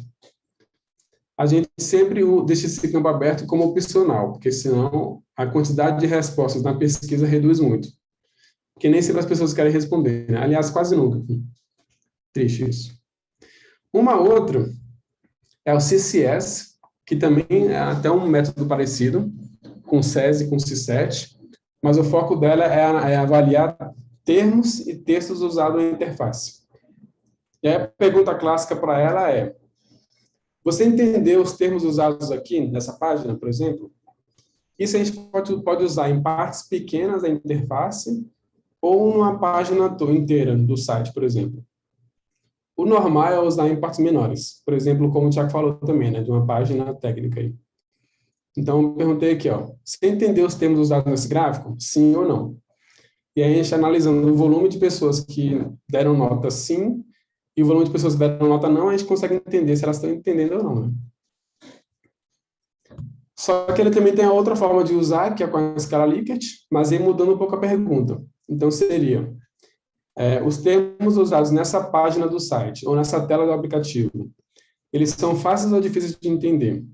E aí a pessoa pode avaliar com a escala Likert aqui, de 1 a 7 ou de 1 a 5, e deixar um comentário se ela quiser. E aí, dependendo do seu contexto, você pode escolher usar ou sim ou não, ou a escala Likert. E uma coisa legal que métricas para avaliar texto e termos, eu nunca encontrei na internet. É muito difícil. Eu acabei que essa métrica aqui é o que criei para usar nos meus produtos, lá no iFood, porque eu não encontrava lugar nenhum, queria entender se as pessoas entendiam os termos que eu usava, e aí foi essa forma que eu encontrei. E aí isso aqui demonstra que a gente não tem que usar métricas do mercado famosas, né? A gente pode criar as nossas próprias de acordo com o objetivo que a gente quer atingir, ou com o nosso contexto, né? Então, se quiserem usar essa CCS aí, fica à vontade aí, é bem legal, estou usando bastante.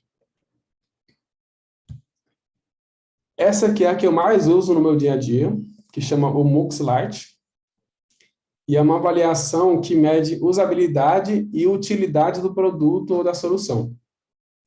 Nesse caso, a gente faz 2 perguntas. A primeira é, esse produto aqui, ou funcionalidade, ele atende às suas necessidades? A segunda, ele é fácil ou difícil de usar? A gente avalia lá também com a escala Likert, e aí consegue entender se o produto ele é fácil de usar, a usabilidade dele é boa, e se ele é eficaz, né? Ele atende às necessidades do cliente. Sempre também com o campo aberto lá, né?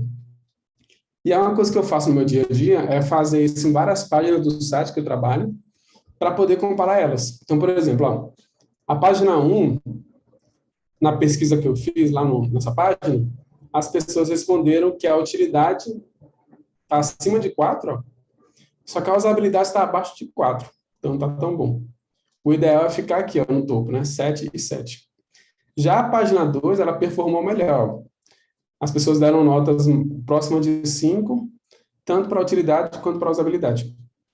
Então, é legal comparar essas páginas assim, até para saber a prioridade que a gente vai atacar na próxima sprint, por exemplo.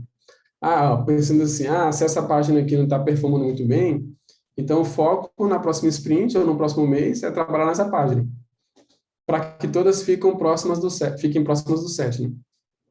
Então, ajuda até na priorização.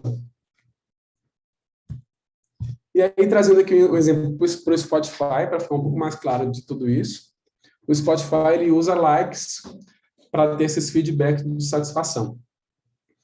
Então, os likes, eles podem demonstrar aqui, ó, se as pessoas gostam ou não das playlists e das músicas, qual que é o gênero musical que elas preferem, qual banda ou cantor elas gostam mais, e entre outras coisas. Então, aqui, ó, esse coraçãozinho aqui, as pessoas clicam, e aí o Spotify tem os feedbacks de satisfação, né? Então, nesse caso, ele não gera uma pesquisa, ele coloca na própria interface a opção de dar like. Aqui ficou claro? Happiness? Ficou, né? Bom, agora falando já da próxima, que é engajamento, falta meia hora, né, para acabar? Beleza. Então, falando de engajamento, que é a próxima categoria de métricas do HART. Aqui são métricas que avaliam frequência com que as pessoas usam e interagem com o produto, e aí ela nos ajuda a observar a quantidade e a intensidade do uso dessas pessoas no produto. E aí também é legal responder a essas 3 perguntas aqui para poder entender quais métricas a gente quer usar em engajamento. Então, a primeira, qual que é a frequência natural de uso do nosso produto? Por exemplo, eu tinha falado do iFood mais cedo, né? O iFood as pessoas usam naturalmente uma vez ou 2 vezes na semana.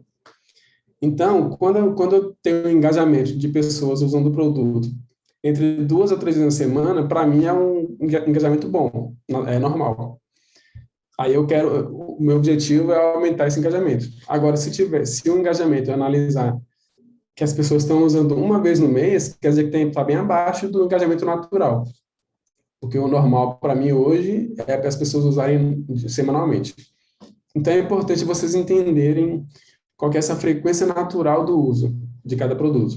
Que varia de cada contexto, né, de cada produto. E aí também, o que uma pessoa engajada faz no seu produto? E o que uma pessoa engajada, aliás, o que uma pessoa não engajada faz? Por exemplo, no iFood, uma pessoa engajada, ela faz pedidos uma vez na semana, pelo menos.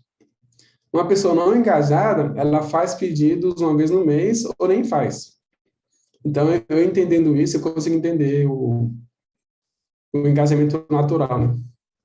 E saber o que é bom, o que é ruim, e o que eu posso melhorar, o que está bom. E aí, métricas legais para usar em engajamento. Aqui também, como eu falei mais cedo, né, o DAO, o MAU e o WAU, que é a quantidade de usuários ativos diariamente, semanalmente e mensalmente. E é como eu falei também, o conceito de usuário ativo, ele varia de cada contexto. Então, o usuário, para mim, ativo no iFood é diferente do usuário ativo no Spotify. Então, vocês, como um time, precisam definir o que é esse usuário ativo. Uma outra legal também é o bounce rate, que é a taxa de rejeição em português. E ela avalia a quantidade de pessoas que baixaram o aplicativo, ou então acessaram um site ou uma feature, e abandonaram logo em seguida, sem interagir com mais nada. E essa análise ela pode demonstrar o interesse baixo ou alto das pessoas com o seu produto. Então, por exemplo, falar aqui um blog. as pessoas acessaram um blog, a home de um blog, e o blog, normalmente, ele tem vários artigos, né? Se elas acessarem o blog, não entrarem em nenhum outro artigo e já saírem, quer dizer que elas rejeitaram.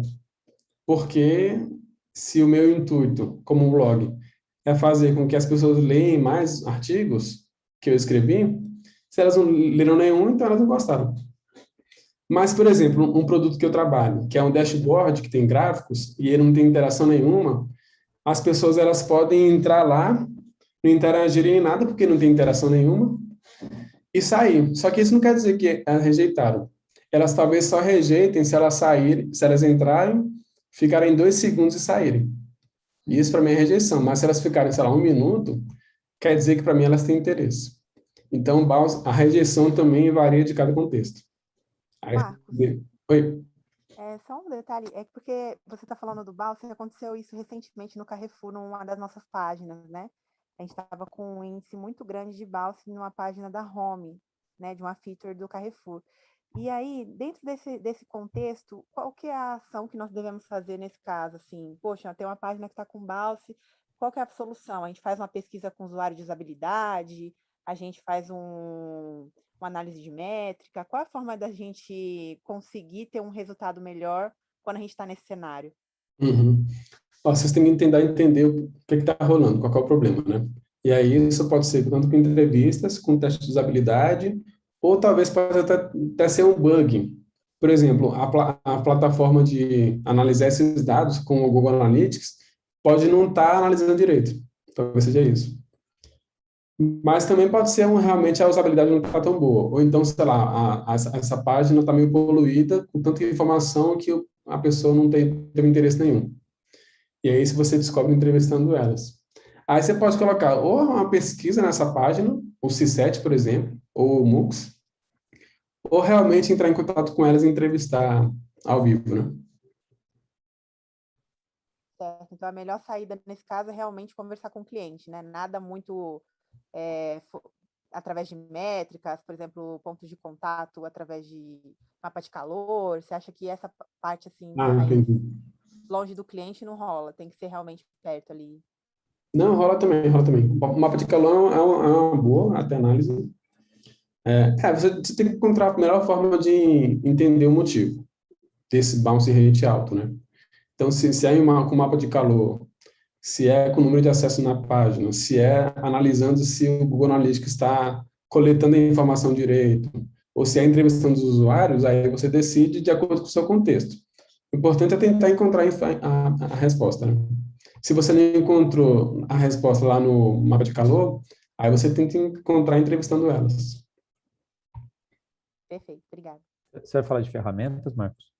Vou no finalzinho, amanhã. Na verdade, quinta-feira que vem, né? Final de semana, beleza. E aí, trazendo aqui para o Spotify também, engajamento. Para o Spotify, ó, um usuário ativo, ele pode significar, assim como eu imaginei, né? Não sei como que é realmente, mas talvez signifique que é um usuário que acessou o aplicativo, tocou no play e ouviu uma música por até X segundos. Isso para ele pode significar um usuário ativo. Se a pessoa abriu o aplicativo e já saiu, então não é um usuário ativo para ele. E aí isso pode demonstrar também, ele pode analisar o número de usuários ativos em um período, por exemplo, 1 mês, ou o número de pessoas que acessaram a playlist e logo saíram, que aí quer dizer a taxa de rejeição dessa playlist. Então, talvez essa playlist não seja tão boa e eles vão tirar e criar outra. Ou então também eles podem analisar o número de músicas que as pessoas ouviram. Então, sabendo, eles podem entender o engajamento nessa playlist, por exemplo, que tem músicas legais que as pessoas ouviram muito ou pouco. Tudo isso indica engajamento das pessoas. Tanto no produto como um todo, quanto em algumas funcionalidades específicas. Beleza? Engajamento está tudo bem? Então, bora. Adoption. Aqui, elas são métricas que avaliam novos usuários, que começaram a usar o seu produto em um período de tempo. Então, é muito focado em novos usuários, nessa palavrinha novos aqui. E aí, para entender isso, a gente também responde duas perguntas, que é, como é que a gente sabe que uma pessoa nova adotou um produto? E como é que a gente sabe que se as pessoas não adotaram um produto? Adotar é começar a usar. Por exemplo, tem até um exemplo aqui, ó. Uma métrica legal para ter adoção é a que leva até o mesmo nome, que é a adoption rate, a taxa de adoção, que é a porcentagem de usuários novos em relação a todos os usuários, seja ele usando um produto ou então uma funcionalidade específica ou uma página específica. E aí esse valor ele pode ser calculado diariamente, semanalmente, mensalmente e até anualmente. Um exemplo aqui para ficar mais claro, vamos supor que no mês de maio, se 22 novas pessoas baixaram o aplicativo e o número total de pessoas usando esse aplicativo nesse mesmo período de maio foi de 200 pessoas, a taxa de adoção é de 11%. Aí a gente encontra isso fazendo assim, ó, pegando o número de novos usuários que começaram a usar esse aplicativo no mês de maio, dividido pelo número de usuários que começaram, que já estavam, aliás, que usaram esse aplicativo no mês de maio inteiro, sendo novos ou sendo antigos. Aí divide um pelo outro, dá um valor aqui, multiplica pelo 100, que dá a porcentagem, 11%. Aqui já ficou um pouco mais complicadinho, né? Mas deu para entender?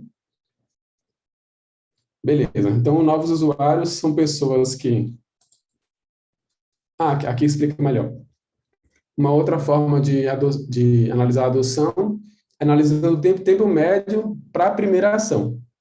E aí dá para medir de duas formas. A primeira, o tempo médio que leva para um cliente novo usar uma funcionalidade já existente. Ou então, um tempo médio que leva para um cliente antigo, que já usava o aplicativo, usar uma funcionalidade nova pela primeira vez.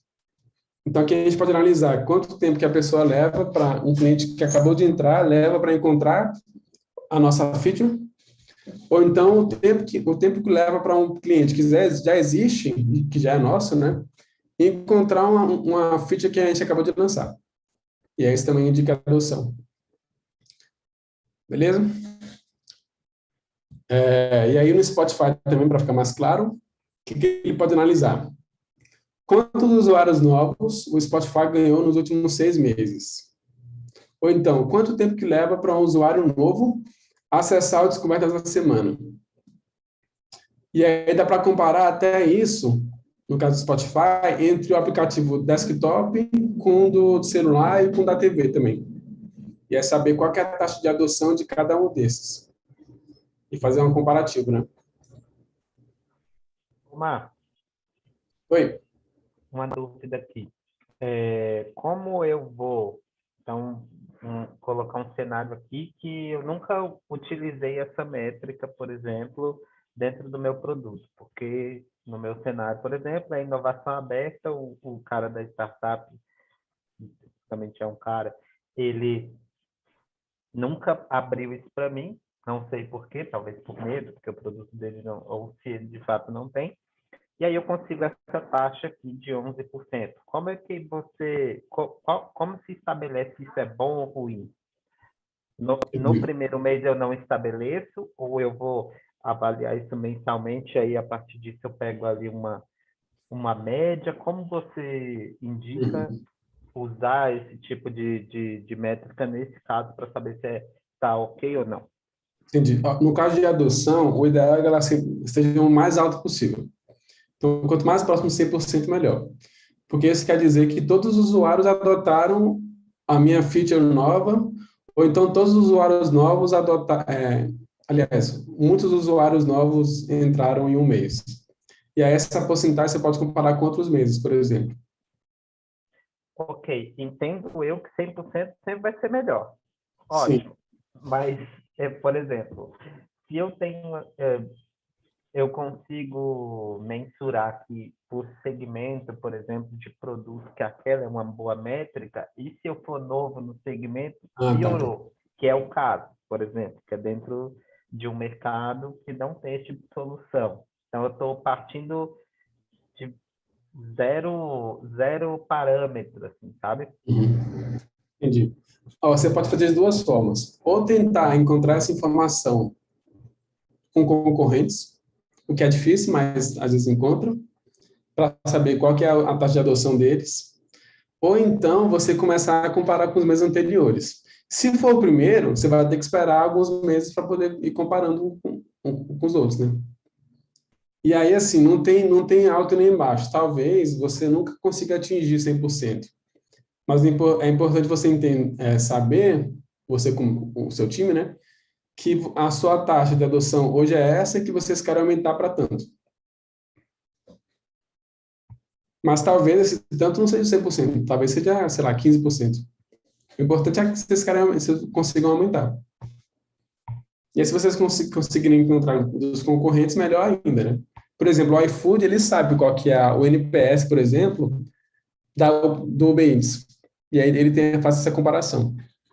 Não sei como é que conseguiram, mas eu sei que eles conseguem, encontraram. Beleza? Então, bora lá. Certo, obrigado, Marcos. Valeu. Agora, retenção. Aqui são métricas. Como é que está o horário aí? Faltam 13 minutos, beleza. Aqui são métricas que avaliam pessoas interagindo com o produto em período de tempo. Por exemplo, há um mês de maio. E aí também demonstra como que é o comportamento das pessoas após alguma mudança no produto.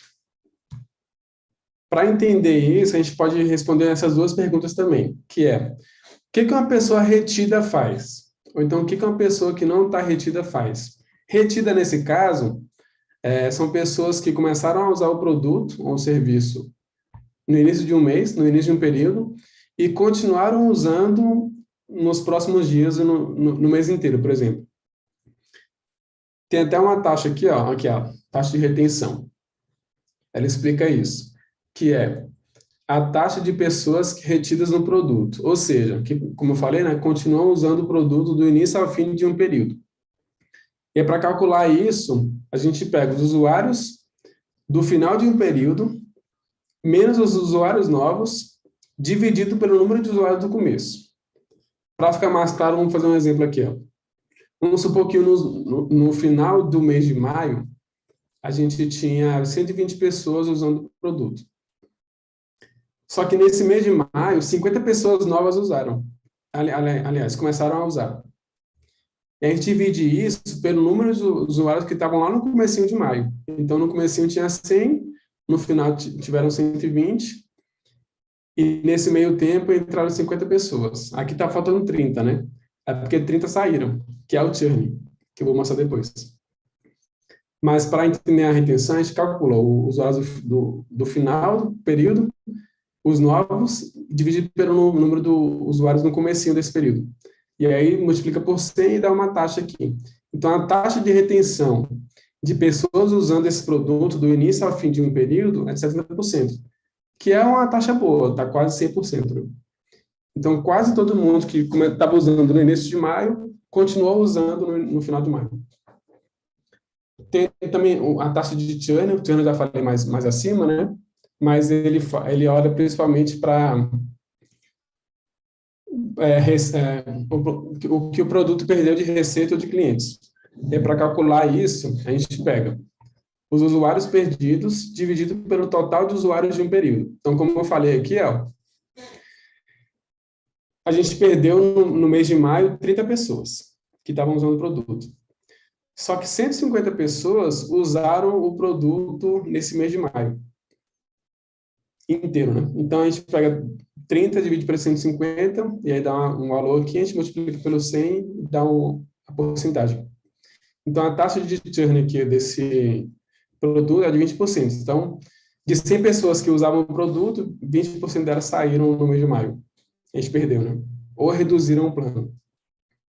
E é importante entender para a gente saber se a gente está perdendo muita gente, ou se muita gente está reduzindo o plano, para poder entender esse motivo, né? Será que o plano lá, o premium, ficou muito caro? Ou será que o produto não está tão bom e as pessoas começaram a usar porque chegou um concorrente novo que é melhor? Por exemplo, agora eu cancelei a Amazon porque chegou o HBO Max. Aí a taxa da Amazon aumentou lá agora, o churn rate, né? Então é importante para entender isso. Beleza? Aqui já envolve um pouco mais de cálculo, né? Mas não é tão complicado, não. Mas se tiverem dúvida aí, pode falar. Para finalizar o Heart, né? Aqui tem um Task Success. Já está até acabando aqui o conteúdo de hoje. Mas aqui, essa categoria de métricas, ela olha para a usabilidade do produto. E aí a gente mapeia ações e jornadas do usuário para poder entender o quão fácil ou difícil é para as pessoas realizarem uma tarefa. E aí, para poder entender isso, a gente responde duas perguntas também. O que as pessoas precisam fazer para conseguirem usar um produto da forma como a gente pensou? Quais são as tarefas que elas precisam realizar, as ações que elas têm que realizar na interface, por exemplo? E quais as jornadas do usuário na funcionalidade? Por exemplo, o login, o cadastro o login aqui do Spotify. O login é uma jornada de usuário, porque eu tenho que acessar o aplicativo, clicar em algum desses botões. Se eu clicar aqui no login, ele me leva para uma outra tela, onde tem outros campos que eu tenho que preencher, e aí eu tenho que fazer o login. Isso aqui é uma jornada. Para poder analisar isso de forma quantitativa, lá nas ferramentas de analytics, né, como o Google Analytics, por exemplo, a gente cadastra eventos nessa plataforma, no Google Analytics. Eventos são ações que os usuários fazem na interface. Então, como eu falei aqui, nessa tela de login aqui do Spotify, cada botãozinho desse aqui pode ser um evento cadastrado na ferramenta de Analytics. E aí, se eu cadastro todos esses eventos aqui, e todos esses aqui também, eu consigo entender o comportamento das pessoas usando o produto. E aí eu rastreio esse comportamento, né? Então, como eu falei, a jornada do usuário aqui no login do Spotify ele tem que clicar em algum desses botões, por exemplo, login. Quando clica no login, ele tem que preencher esses campos e depois clicar no login. Se ele tiver esquecido a senha, ele tem que clicar aqui para poder recuperar a senha. Recuperação de senha já é uma outra jornada, que a gente pode analisar também. Mas tudo isso aqui, cada botão desse, cada ação que o usuário faz, que ele interage, pode ser um evento cadastrado na ferramenta de Analytics para a gente poder analisar depois, de forma quantitativa.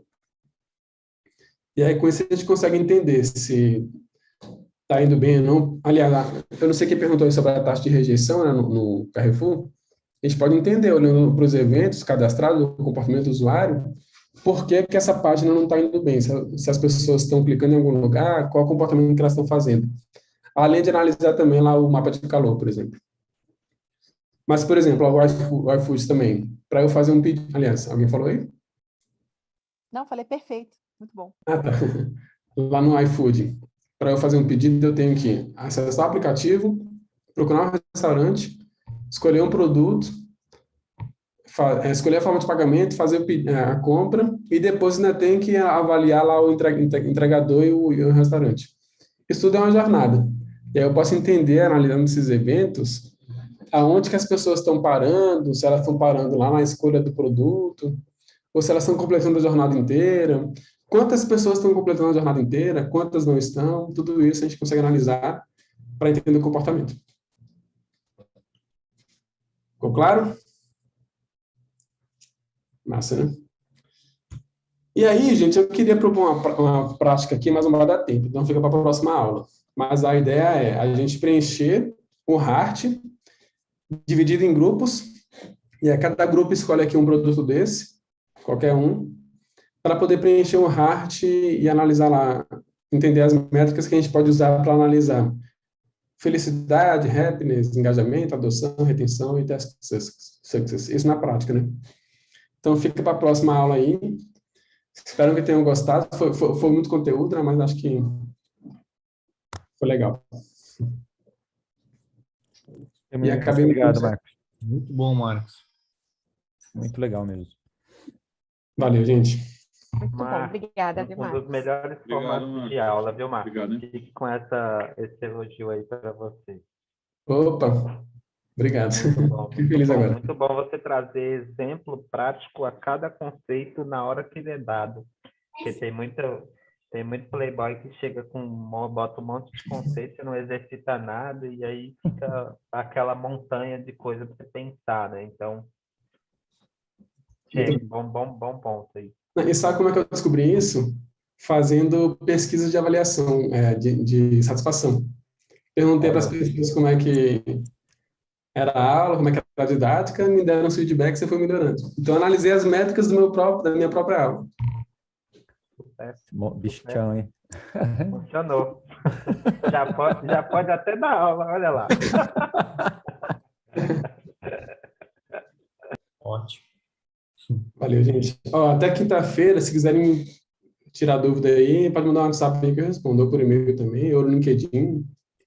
Legal. Pode mandar aí, tá? Ansioso para a Manda seu próxima WhatsApp aula. aí, Marcos, que eu queria tirar, cara, porque eu estou num cenário que é meio atípico, assim, então tem muita peculiaridade e a gente vai decidir coisas importantes logo menos ali, tipo, logo menos semana que vem. Então, Não, você pode me coloca chamar. que você manda aqui. Você manda aí, manda, como é que funciona? Onde eu pego esse contato? Ah, tá, deixa eu mandar aqui, peraí. Mandando pelo chat. Ó, pode ser no WhatsApp.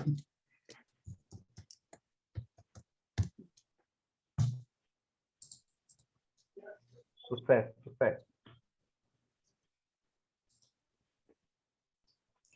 Beleza? Ó, eu ia falar isso só na aula que vem, mas se quiserem me seguir aí no Instagram aí, eu tenho um Instagram que fico postando conteúdo lá. Acho que já tem gente que já me segue, né? Esqueci o nome dele. Mas toda semana eu posto conteúdo lá muito sobre discovery, validação de produto e métricas. O Instagram é esse aqui, ó, ux.data. Legal. Tanto lá quanto no LinkedIn. Então, beleza, gente? Na semana que vem vai ser muito mais prático, tá? Muito mais exercício. Então, preparem aí. Valeu, gente. Obrigado, Marcos. Valeu, gente. Boa noite. Obrigada. Boa noite, tchau. Tchau. O Marcos, você quer retornar para mim aqui? Deixa eu ver se... Ou você encerra, porque tá gravando. Não sei se... Eu acho que quando encerrar, já para de gravar. Não, fechado. Tranquilo. Você quer que eu te envie o PDF? Então, tá falando com o Matheus. Acho que é importante você compartilhar depois o PDF com a gente, porque o que eu faço? Já esses exemplos na prática, assim, muitas vezes o time já acaba pegando e já com algo consultivo, assim, sabe? E aí no dia a dia eles já utilizam. Normalmente as pessoas me pedem.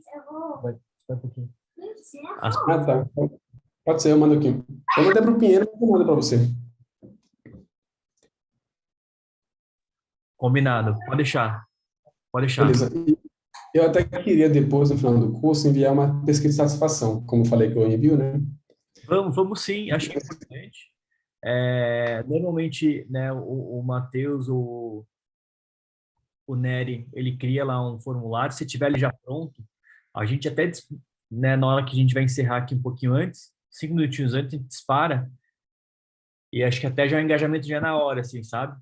Acho que é bacana. Beleza? Beleza. Tem pronto já, então semana que vem eu já mando para vocês.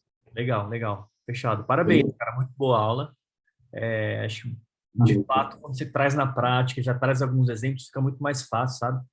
Né? Como tá, às vezes, no dia a dia do time, eles olham e ficam assim, caramba, é muito, né, muito teórico, mas quando olha na prática, fica muito subjetivo, mas excelente. Obrigadão mesmo. Valeu, cara. Tava meio nervoso antes de começar, mas foi bom. Não, acho que é no começo, mas é normal, acho que, né? E aí, acho que conforme vai passando ali, você vai, né, tendo uma clareza ali, você vai entendendo ali mais ou menos o público ali, como tá falando. Mas foi ótimo, parabéns, foi muito, muito bom mesmo. Que feliz. Valeu, cara. Boa noite aí. Desculpa ter atrapalhado lá o áudio, que eu tava mandando o áudio lá para uma menina que tava tendo um problema lá em Smiles, cara. E eu nem me liguei, cara, que tava com o meu áudio ativado, porque tava meio que dando suporte aqui. E aí, putz, ela mandou mensagem, comecei a responder, mas foi mal.